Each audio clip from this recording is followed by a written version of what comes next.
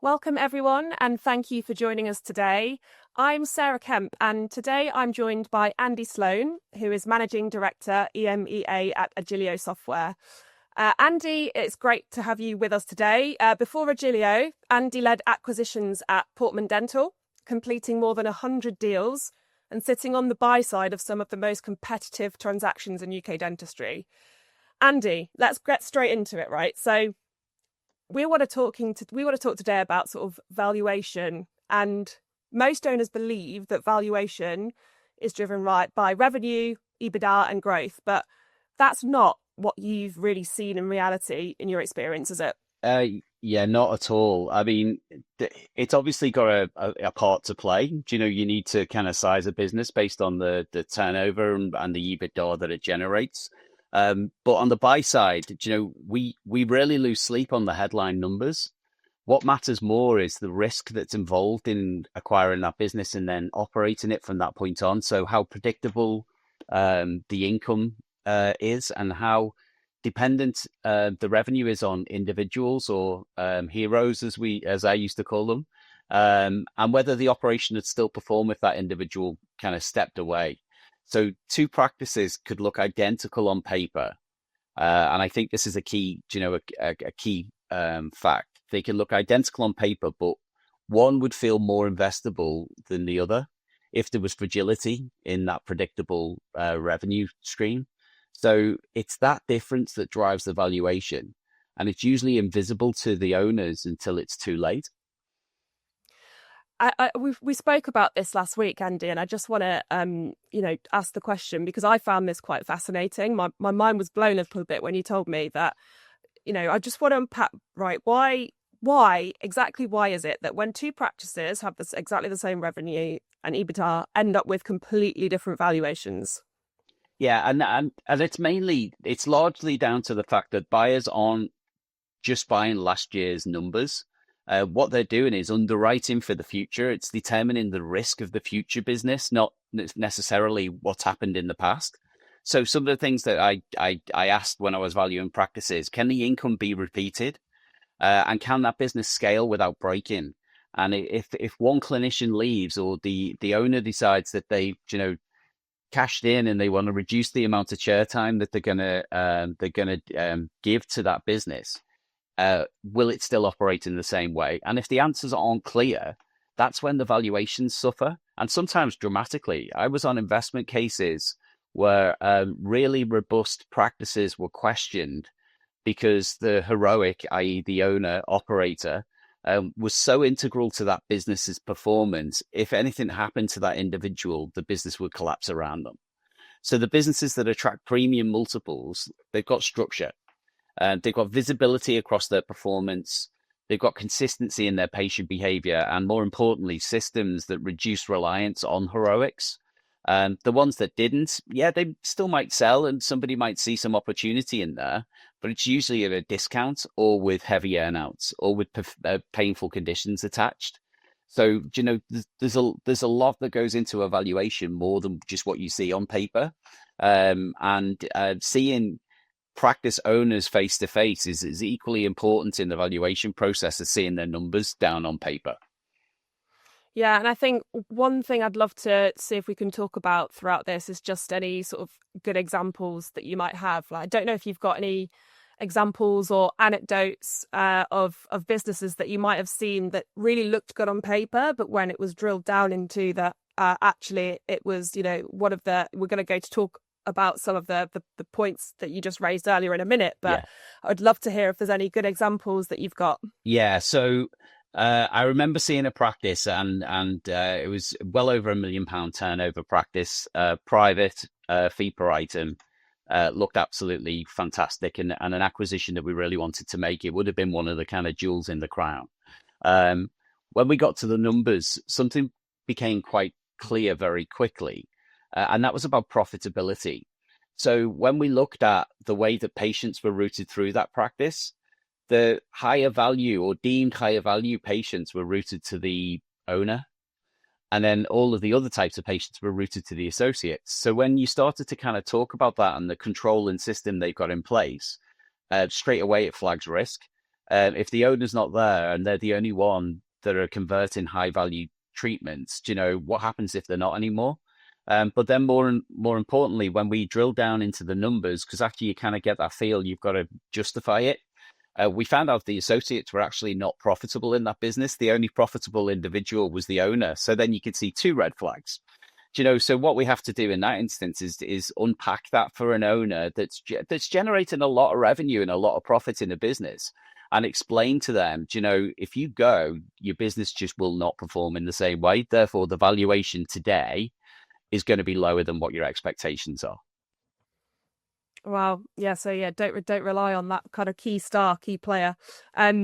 It's so yeah, it's fascinating. I guess as well, what I'd love to know is when you were acquiring practices and you have done so many a time, what did you learn? Were there sort of early signals that told you that business was genuinely investable? Yeah. The kind of main thing I looked for was clarity and control. If we could see how patients move through the business, like I said, you know, attracting new patients, coming through the conversion funnel, and then being routed to a clinician. If we could see that, and we could see how revenue is generated, and then how decisions are made without everything routing through the owner, as I've just said, that was a huge green flag. If we could see that patients were routed to the right clinician for the right reasons, not to the person that's wanting to generate the most amounts of income, and you could see a flow that was genuine within the business, then it was investable for me. But the red flags are always the same.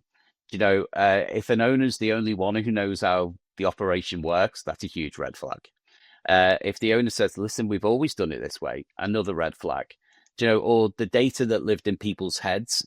So the data that the business is run on is in people's heads rather than on systems. That's a risk factor for me, because that means that decisions are being made on feeling, not fact. So these businesses weren't bad, and I'm not saying that. You know, I don't believe there's a bad business, and especially in dentistry, they're just more risky, and risk is expensive in the eyes of an investor. Totally get that. And just one of the points you made there around sort of data living in people's heads instead of in systems. Obviously, you're working for Agilio, and it would just be really good to sort of give the viewers a bit of an insight into how Agilio can sort of help on this pain point in particular. Yeah. So what we do is we aggregate data and display it so it can be used to make the right decisions, not emotion-led decisions. One of the phrases I've been using a lot recently is middle office, and people are trying to understand what does kind of middle office mean, and in essence, and you know, just very top level, it's everything between the practice management software and the financial software. And it's to aggregate the data to give visibility in that middle space where owners haven't got their finger on the pulse because they spend a lot of time chairside themselves. They're reliant on other people within their business to manage that middle office. And if you don't have visibility of data in that space, do you know, how can you be operationally excellent? So that's what Agilio does. We help aggregate the data, make them give them a foundation for operational excellence, and then just as equally important, we've got a growth platform that can help attract high value patients on an ongoing basis, as well as converting them, and then retaining them so they keep coming back. Nice. And you mentioned this before, but I'd love to go into a bit more detail about de-risking. So you've said, you know, growth without de-risking can actually reduce evaluation. But firstly, can you just explain what de-risking means, and then go into a bit more detail about why this is the case?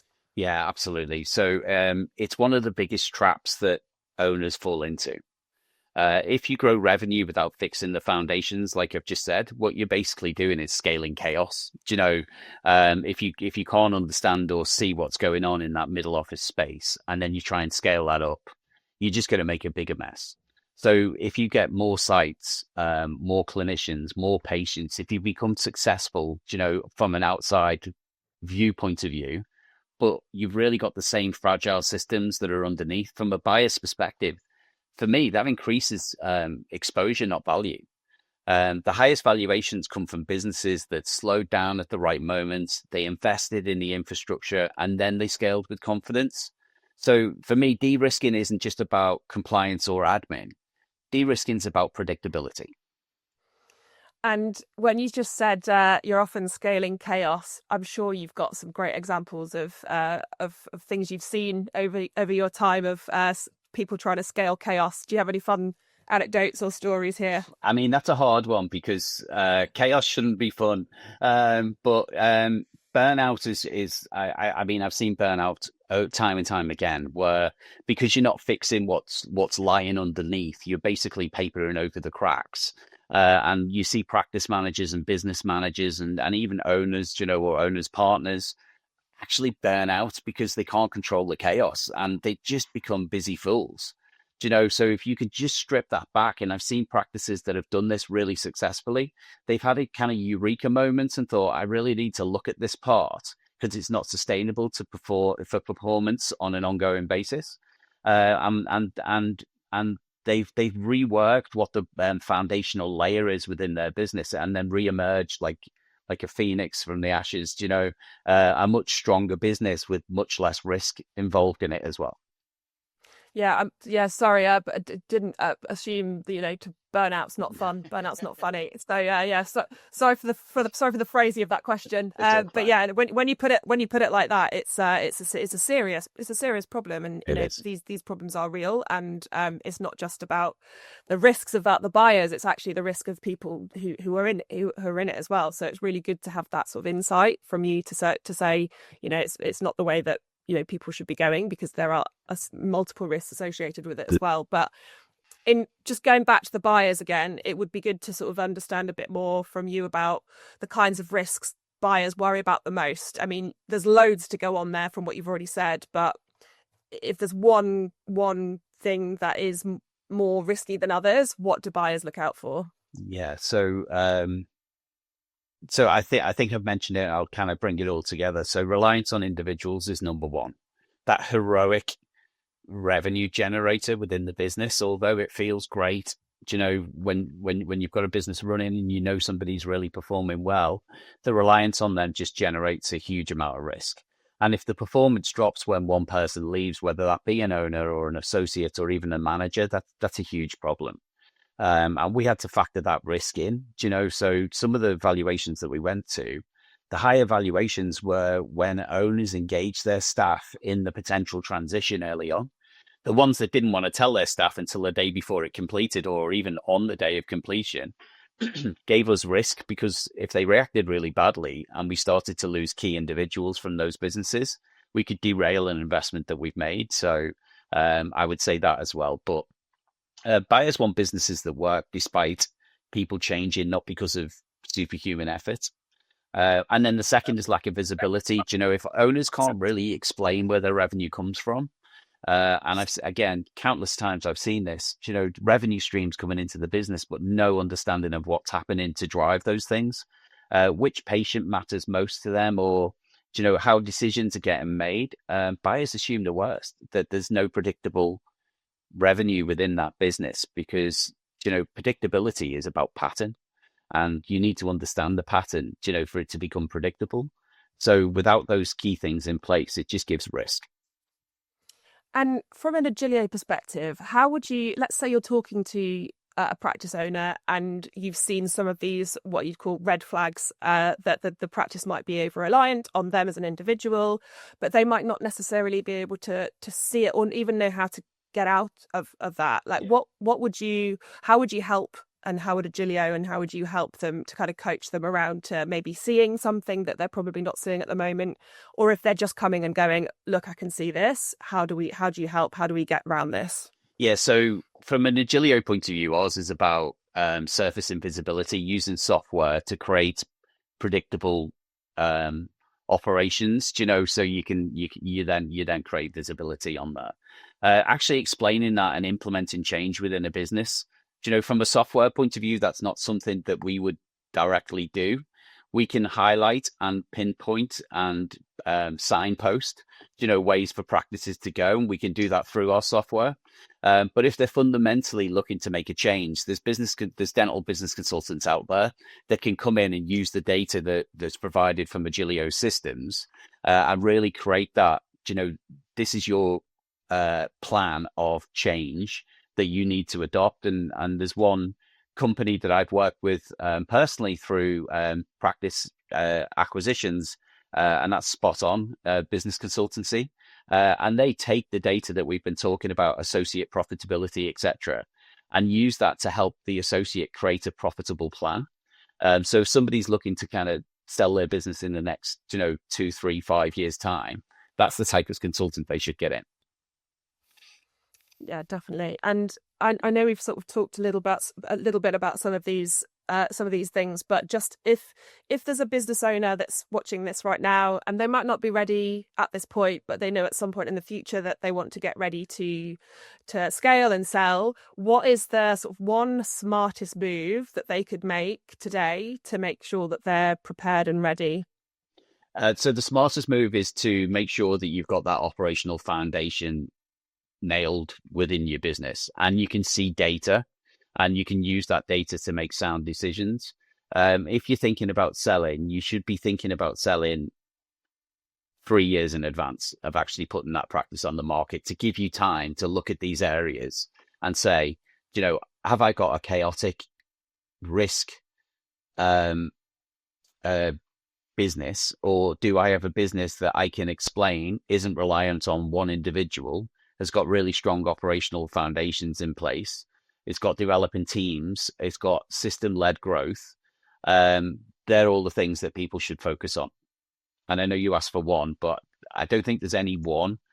It is all linked into the operational foundation, but there's different elements that go with that. Yeah, definitely.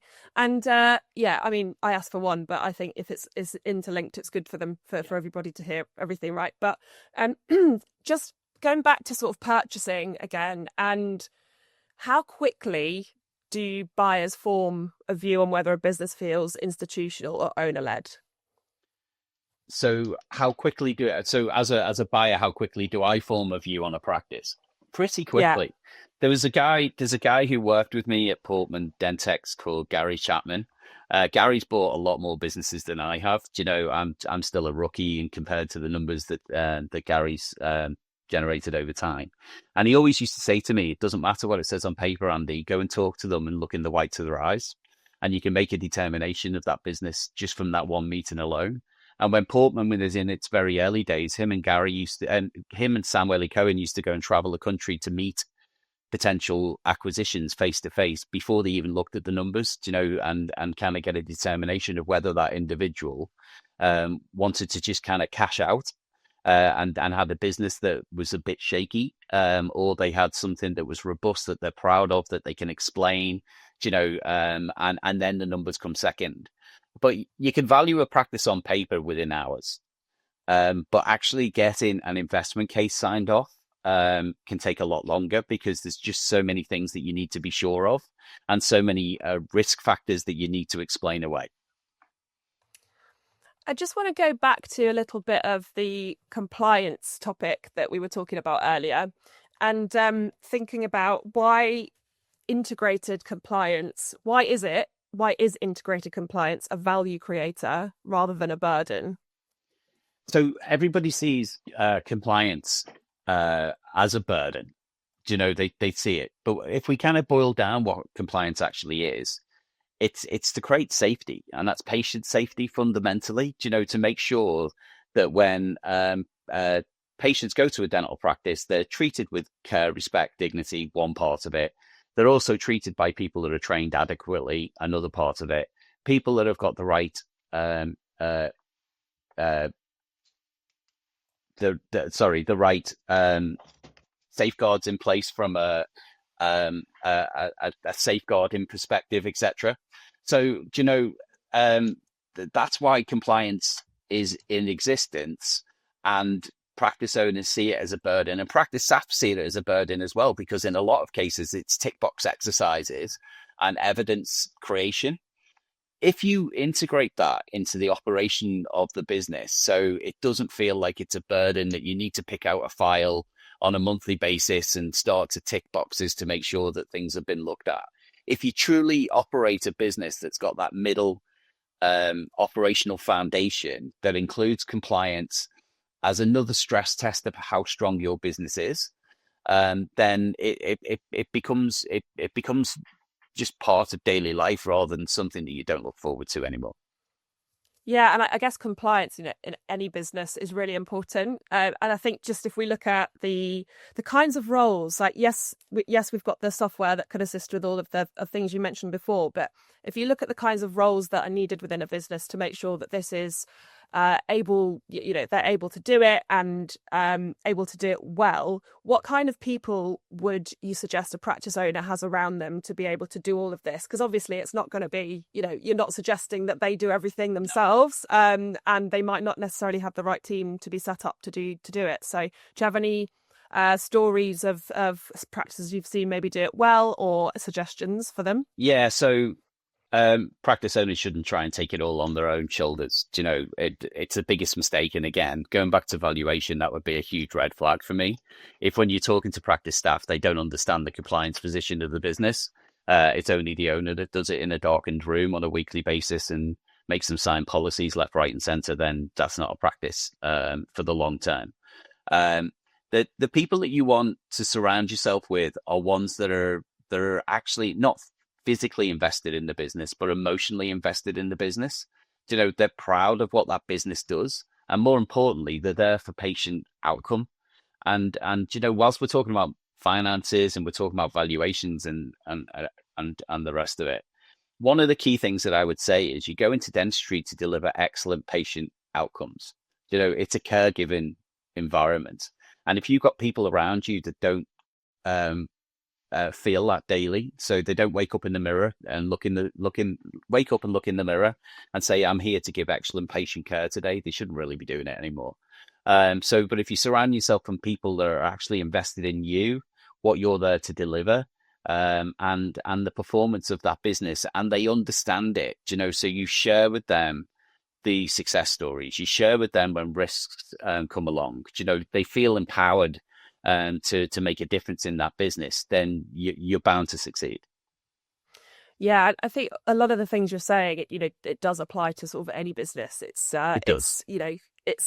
But it's important to call it out. And I think one thing I know you've talked about before is sort of being able to improve the retention of your employees. And if you do that and you do that very well, you're going to get higher performance and you're going to get consistency. Yeah. And I think one thing I just want to, I mean, it probably all feeds into the same thing, but a term I've heard used before is workforce optimization. Yeah. And just would love to hear a bit more about how you feel that workforce optimization differs from just simply filling a rota, Yeah. for example. Yeah. And workforce optimization is another green flag from a valuation perspective. Because if you can predictably show that you can deliver to patients, it's a huge win from a valuation point of view. So I've seen practices that do rotas on paper, and whilst that you can do that, you can, you can say that I've got 4 surgeries, and I know this clinician's in on this day, and et cetera, et cetera, et cetera. But what that paper doesn't do is live and breathe the real-time reality of what's going on in a practice. And if you look at 2 dental practices from the outside, they both look exactly the same. But as soon as you go through the door, they're horrendously different. The way that they are operationally organized is not blueprinted at all. It's all reliant on individuals and what they think is the right thing to do. And from an optimization point of view, it doesn't just mean making sure that surgery 2 has got a dentist and a nurse scheduled at the same time, which you've got to have, otherwise you can't deliver that patient outcome. But it's also making sure that that nurse has a personal development plan in place, that she's being improved upon from a skill set point of view on an ongoing basis. That if somebody does phone sick, you can dynamically change your schedule to make sure that patients don't have to be cancelled. That's what workforce optimization actually is. And our software is just one part of that. But it goes back to the team again. And, I say this a lot. The people around you are the strongest advocate for evaluation. And the software that you use, and how easy it is to use, will determine whether those individuals will advocate for you or not. Yeah, great piece of insight there. I just want to, we're going to wrap up shortly, Mhm. but I just want to, because we're talking about valuation secrets, right? Is there anything you feel we haven't talked about today that you really do want to get across to the audience while we've got them on this webinar? Yeah, so you might be bored of my pearls of wisdom by now, but I'll keep on going for a little while longer. So I've touched on reducing dependency on individuals, strengthening the operational foundations, embedding compliance, developing teams, building system-led growth. Um, they're decisions that all compound quietly, but very, very powerfully. So, why does a founder or a clinician dependency have such a big impact on valuation, as an example? Because that dependency equals risk. And if revenue, culture, or decision making relies heavily on one individual, buyers have to price that in. And when that person steps back, it also means a lower multiple. So, I would focus on the small things that don't feel like they're going to be needle shifting. But they, like I said, they do compound very, very quietly into something that is significantly more powerful. Um, what's the phrase? The sum of the totals more than the individual parts. Each part of a dental practice is an individual part, and if you look at it in that basis, the sum of the total will be significantly higher. And thank you. That's really useful. And I think just one last insight I'd love to get is does any that you've worked on in the past really stand out as the best in show? So one where you've gone in and you've just gone every ingredient is here, everything's lined up perfectly, everything is just going to go very smoothly. Or if you haven't, I'd love to hear about other examples of ones that might not have gone so well as well. Yeah. So, is there such thing as a perfect practice? And what is a perfect practice? Because that might be my determination of what a perfect practice is, which may differ from somebody else. Because it's all about perceived risk and valuations. Whilst the kind of metric driven from the financial performance, you've got that individual interpretation of the business owner. Um, I may think a perfect practice is different to the person next to me. I've seen some really well run practices where people understand what their roles are, people understand what they're there to contribute and deliver. And they've got a sense of togetherness and team structure. And I was in a practice not far away from where I live a number of years ago now, and I went into the break area, the staff break area, and all across the wall it was like a dashboard, but the dashboard was paper and it was printouts. And whilst I wanted them to, change that because software, at the same time, you couldn't take away from the fact that the owner printed these things off every Sunday night and put them on the wall on a Monday morning and had a team meeting so everybody could see each area of the business and what was going really well and what needed to be focused on. And people then went off for the week and did it. For me, that's a perfect practice. And that is just literally printing stuff off, putting it on a wall and talking about it. But then equally, And like good leadership as well. a It sounds very like that was I think that plays a massive part in it, isn't it, as well? It's like, yeah, bringing everyone along on the journey with you. I think that's super important as a yeah, leader. it is. And then equally, I've been into chaos. I remember going into a very, very large practice and just coming away thinking, how are they operating? How are they getting through the day? And you could feel a tension within that business. So walking around and being introduced to people, you could feel that it was an inconvenience. And whilst I get that because, dentistry is a busy profession, it's supply and demand at the end of the day. Equally, tension just isn't positive from a business point of view. And if you can walk away and you walk away and kind of say, I felt it, you know, something that it's like a pressure pot, something needs to change. Yeah, definitely. If you can go in as an external person and feel that, then I wonder what people are feeling inside it, and that's crazy to think. And especially, But I I think, was thinking more sorry. importantly, the patients. I was thinking how the Well, patients are feeling. it all filters down, doesn't it? If you, I mean, again, It I'll go does. sort of, I'd say any company, I guess, if you go in and the culture isn't the culture. I mean, culture can be made up by lots of different things, but if the culture isn't right, then yeah, the customers also the ones that kind of suffer from that. So that is not good. But yeah, I think that's kind of bringing us to a close. It's been really fantastic to hear sort of your experience and some tips and tricks, and hopefully people come away from this feeling a bit more informed than they were before.